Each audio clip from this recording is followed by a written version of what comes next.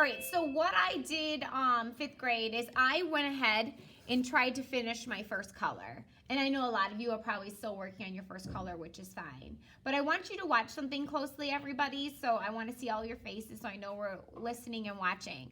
A lot of you, yours probably looks like this, where you can still see the rubber bands where you did the yarn. So before you change your color, you want to make sure you get in there and squish that yarn together.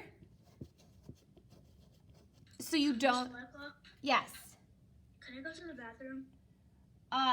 Yes, you're gonna miss a major part of instruction, but if you really need to. So do you see how I'm pushing my yarn together, everybody, first? So now I don't see those rubber bands in there. Okay, so that's really important. When it comes time to changing my yarn, it does not matter what side you start on, okay? I have tape on the end of my yarn. Has anybody done that? It does help from it raveling. It's a little trick, so if you want to, you can put some tape on the end of your yarn each time to prevent from any sort of raveling happening with the yarn.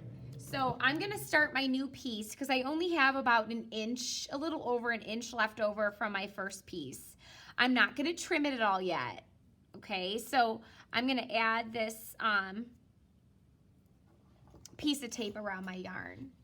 Okay, so from here, it does not matter what side I start with. I can start on the side I ended, or I can start on this side. Again, it doesn't matter. So if I start on the opposite side, what I'm gonna look for is where this piece of yarn ended up. So right now it's over the rubber band. So that means I would start my new piece under. I just have to do the opposite. So I would go under my first rubber band, and then I would continue weaving. And again, I wanna make sure I pull it through, hold down my rubber bands, and then I just push these pieces together. And I just continue weaving from there. Just leave these ends out for now. See how I just continue weaving from there, everyone?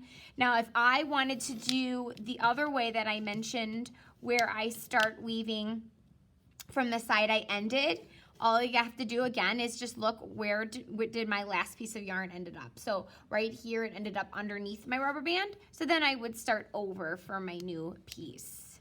So I would just go over first and then pull that through. Oops, sorry.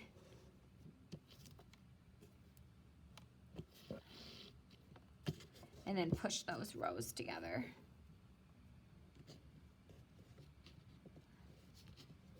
And then I would just continue weaving like normal.